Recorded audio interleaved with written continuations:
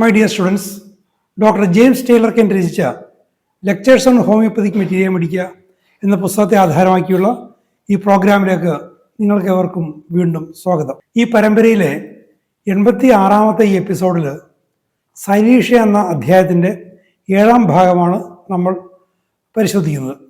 നമ്മൾ കഴിഞ്ഞ എപ്പിസോഡിൽ പറഞ്ഞ കാര്യങ്ങളുടെ ഒരു തുടർച്ചയാണ് ഇവിടെ വരുന്നത്. നമുക്കതിനെക്കുറിച്ച് വിശദമായിട്ട് ശ്രമിക്കാം. നമ്മൾ നേരത്തെ സൈലീഷ്യയിലെ ഡയറിയെക്കുറിച്ചും വൊമിറ്റിങ്ങിനെ കുറിച്ചുമാണ് പറഞ്ഞത്. പാല് പൊതുവെ വർഷമാണ്. അമ്മയുടെ മുലപ്പാൽ കൊണ്ട് വയറിളക്കം ഉണ്ടാകുന്നു, ഛർദി ഉണ്ടാകുന്നു. എന്നാൽ അതിൻ്റെ ഒരു മറുവശം അതാണ് ഇവിടെ കാണുന്നത്. കോൺസ്റ്റിപ്പേഷൻ, വളരെ കടുത്ത constipation. Constipation from inability of the rectum to expel the faeces. Constipation പലതരത്തിലുണ്ടാകാം.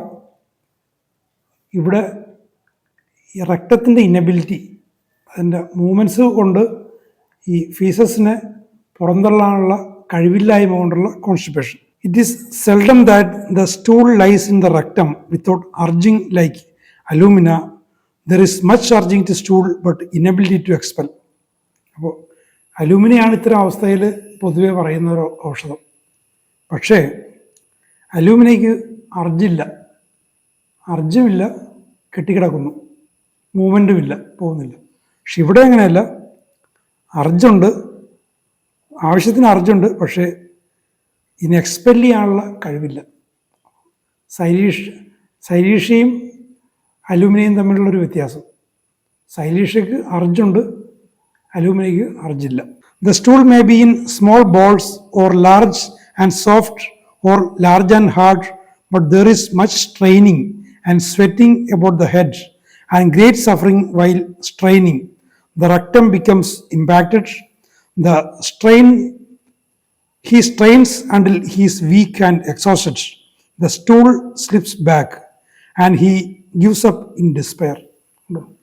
അത്രത്തോളം പ്രയാസമുള്ളൊരു അവസ്ഥയാണെന്ന് ആലോചിച്ചു. മലം ചെറിയ ഉണ്ടകൾ പോലെ, ബോൾസ് പോലെ ആകാം, ചിലപ്പോൾ വലുതും ആകാം, ചിലപ്പോൾ സോഫ്റ്റ് ആകാം, വലുതും ഹാർഡും ആകാം, അങ്ങനെ പലതരത്തിലാകാം. വല്ലാതെ സ്ട്രെയിൻ ചെയ്യും, അർജുണ്ട്, വല്ലാതെ സ്ട്രെയിൻ ചെയ്തിട്ട് തലയാകെ വിയർക്കും. സ്ട്രെയിൻ കൊണ്ട് തല വിയർക്കും. അത് സൈലീഷ്യയിലുള്ളതാണ്. Great suffering while straining. ഇങ്ങനെ സ്ട്രെയിൻ ചെയ്യുമ്പോൾ വല്ലാത്ത സഫറിങ് ഉണ്ടാവും. Rectum become impacted. ഇതിൻ്റെ മലാശയം മലം വന്ന് നിറഞ്ഞിട്ട് വല്ലാത്തൊരവസ്ഥ വരുന്നുണ്ട്. And he strains until he's weak and exhaust. ആകെ ക്ഷീണിച്ച് തളർന്നു പോകും. ഈ സ്ട്രെയിനിങ് കൊണ്ട് തളർന്നു പോകുന്നൊരവസ്ഥ. The stool slips back. പക്ഷേ ഈ സ്ട്രെയിനിങ് നിർത്തിക്കഴിഞ്ഞാൽ ഈ രക്തത്തിൽ വന്നിരിക്കുന്ന സ്റ്റൂള് പിന്നിലേക്ക് പോകും. അത്രത്തോളം ബുദ്ധിമുട്ടാകുന്ന അവസ്ഥയെന്ന് ആലോചിച്ച് നോക്കുക. And he gives up in despair. അവസാനം നിരാശപ്പെട്ട് ഈ പരിപാടി ഉപേക്ഷിക്കും. സ്ട്രെയിനിങ് കൊണ്ട് കാര്യമില്ല, നിരാശ വന്നു പോകുന്ന അവസ്ഥ. സാർ എന്താ ചെയ്യുക? ഹോസ്പിറ്റലിൽ കൊണ്ടുപോകും. അല്ലെങ്കിൽ പണ്ടൊക്കെ വീട്ടിൽ വന്ന് കമ്പൗണ്ടർമാർ വീട്ടിൽ വന്നിട്ട് എനിമ കൊടുക്കും. എനിമ കൊടുത്ത് എക്സ്പെൽ ചെയ്യും, അല്ലെങ്കിൽ മരുന്ന് വെച്ച് എക്സ്പെൽ ചെയ്യും. The only way he can relieve himself is by some mechanical method. അപ്പോൾ ഇത്തരം എനിമയോടുള്ള മെക്കാനിക്കൽ മെത്തേഡ് കൊണ്ട് രക്ഷയുള്ളൂ. Great straining at stool belong to many remedies, but especially to alumina, alumen, china, natramur, naxomica, naxmostata and cilicia. മലശോധനയ്ക്ക് വേണ്ടിയിട്ട് വല്ലാതെ വിഷമിക്കുന്ന അവസ്ഥ പല ഔഷധങ്ങളിലുണ്ട്. ആ കൂട്ടത്തിൽ സൈലീഷ്യമുണ്ട്. അലൂമിനിയാണ് ഒന്നാമത് വരുന്നത്. അലൂമൻ, ചൈന വരുന്നുണ്ട്, നാട്രമ്യൂർ, നക്സോമിക്ക, നക്സ്മോസ്റ്റാറ്റ. ഇവിടെ മറ്റൊരു അനുഭവം കൂടി എനിക്ക് പറയാനുണ്ട്. ഞാനിത് പണ്ട് ഓടിച്ച് വായിച്ചു പോയപ്പോൾ, ഇതുപോലെ വിശദമായിട്ട് വായിച്ചിട്ടില്ല, പണ്ട് ഓടിച്ച് വായിച്ചപ്പോൾ എൻ്റെ മനസ്സിലേക്ക് വന്നതാണ് ഹോമിയോപ്പതിയുടെ ഒരു സൗന്ദര്യത്തിന്, ഹോമിയോപ്പതിയുടെ ഒരു ശാസ്ത്രീയതയ്ക്കൊരു തെളിവാണത്. ഞാൻ നേരത്തെ പറഞ്ഞു, എനിക്ക് അമ്മയുടെ മുലപ്പാൽ കുടിച്ച് ഡയറിയ ഉണ്ടായിരുന്നു എന്ന് പറഞ്ഞു. 2 ആഴ്ച നിർത്തി. ഒരു പ്രസിദ്ധനായൊരു പീഡിയാട്രീഷ്യൻ മരുന്ന് തന്നു. അങ്ങനെയാണ് നിന്നുപോയത്. പക്ഷേ അതിൻ്റെ പ്രത്യാഘാതം വളരെ ഭയാനകമായിരുന്നു. മലബന്ധം, കടുത്ത മലബന്ധം, ദീർഘകാലമായിട്ട് ഇപ്പോഴും ഒരു പരിധിവരെ നിലനിൽക്കുന്ന മലബന്ധം. അത് എനിക്ക് 9 വയസ്സുള്ളപ്പോൾ എനിക്ക് ടൈഫോയിഡ് വന്നു, ജ്വരപ്പനി. അതൊരു എപ്പിഡമിക് പോലെ വന്നതാണ്. ഈ ജ്വരപ്പനി പൊതുവേ അതിന് വയറിളക്കമാണ് അതിൻ്റെ സിംറ്റം. എൻ്റെ വീട്ടിലും വേറെ 2 പേർക്കുണ്ടായിരുന്നു, അവർക്കൊക്കെ വയറിളക്കമാണ്. പക്ഷേ എനിക്ക് കോൺസ്റ്റിപ്പേഷനായിരുന്നു. അത് ഹോസ്പിറ്റലൈസ് ചെയ്തിട്ട്, ഞാൻ ജനിച്ച ആശുപത്രി തന്നെയാണ് എന്നെ അഡ്മിറ്റ് ചെയ്തത്. അപ്പോൾ അവിടുത്തെ പീഡിയാട്രീഷ്യൻസ് ഒരു അത്ഭുതമായിരുന്നു. അവിടെ പല രോഗികളുണ്ട്, അവർക്കൊക്കെ ഡയറിയാണ്, പക്ഷേ എനിക്ക് മാത്രം കോൺസ്റ്റിപ്പേഷൻ. പിന്നീട് ഏകദേശം 1 മാസം കഴിഞ്ഞ് എന്നെ ഡിസ്ചാർജ് ചെയ്യുന്നതിൻ്റെ തലേന്ന് ഒരു ഈ പറഞ്ഞ മെക്കാനിക്കൽ രീതിയിൽ ഒരു ക്യാപ്സൂൾ ഇൻസേർട്ട് ചെയ്തിട്ടാണ് വളരെ ലാർജ് ഹാർഡ് സ്റ്റൂൾ എക്സ്പെൽ ചെയ്ത് പോയത്. അപ്പോൾ സൈലീഷ്യ എന്നുള്ള ഔഷധത്തിൽ ഈ 2 അവസ്ഥകളും വരുന്നു. പ്രത്യക്ഷത്തിൽ ഇതൊരു കോൺട്രഡിക്ഷനായിട്ട് തോന്നാം, പക്ഷെ വാസ്തവത്തിൽ കോൺട്രഡിക്ഷൻ അല്ല. ഒരേ രോഗിയിൽ ഉണ്ടാകാവുന്ന എക്സ്ട്രീം സിംറ്റംസാണ്. ഒരവസ്ഥയിൽ ആ ഔഷധം കൊടുത്ത് സുഖപ്പെടുത്താമാവുന്നൊരു കേസ് നല്ല സാഹചര്യമില്ലാതെ സപ്രഷൻ ഉണ്ടായിട്ട് അല്ലെങ്കിൽ തെറ്റായ ചികിത്സ ഉണ്ടായിട്ട് മറ്റേ എക്സ്ട്രീമിലേക്കും പോകുന്നു. ഈ എക്സ്ട്രീമും അതേ ഔഷധം കൊണ്ട് തന്നെ കവർ ചെയ്യാൻ സാധിക്കുന്നു. അതാണ് ഞാൻ പറയുന്നത് ഹോമിയോപ്പതിയുടെ സൗന്ദര്യം എന്ന് പറയുന്നത്, ഹോമിയോപ്പതിയുടെ ശക്തി എന്ന് പറയുന്നത്.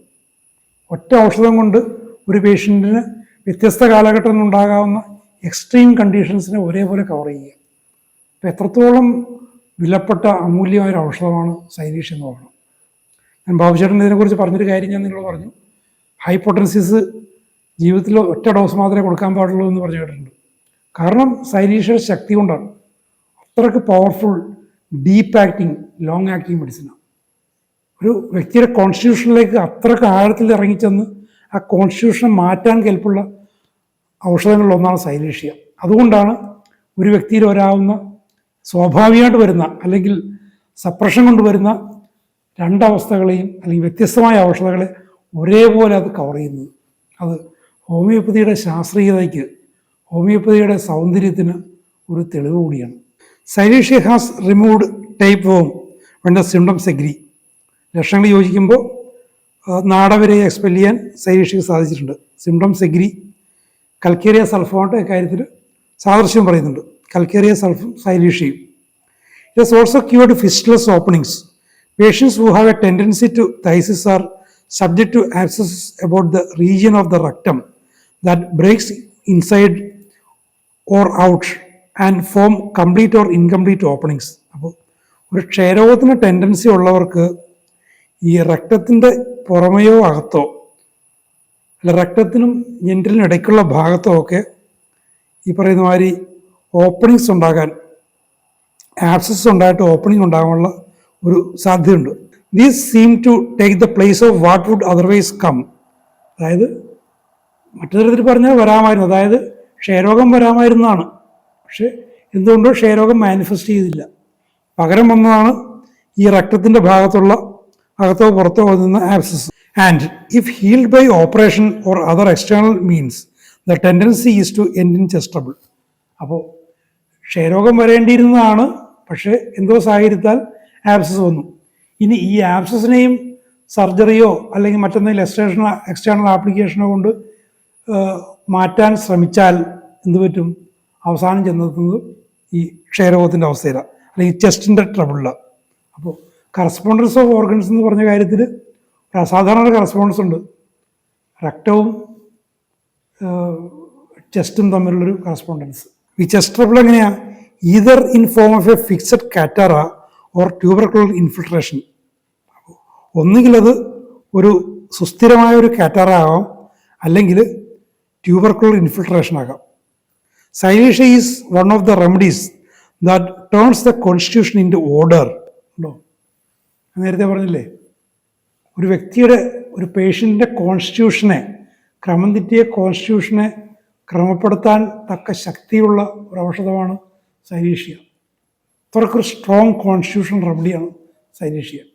അതിൻ്റെ ജനറൽ കണ്ടീഷൻസും അതിൻ്റെ പെക്യുലിയാരിറ്റീസും പർട്ടിക്കുലേഴ്സും ഒക്കെ ശരിയായി മനസ്സിലാക്കി പ്രയോഗിച്ചു കഴിഞ്ഞാൽ ഒത്തിരി രോഗാവസ്ഥകളിൽ ഒത്തിരി രോഗികളെ നിങ്ങൾക്ക് സഹായിക്കാൻ സുഖപ്പെടുത്താൻ സാധിക്കും. And in 1 to 5 years the openings ceases to be necessary and it will heal.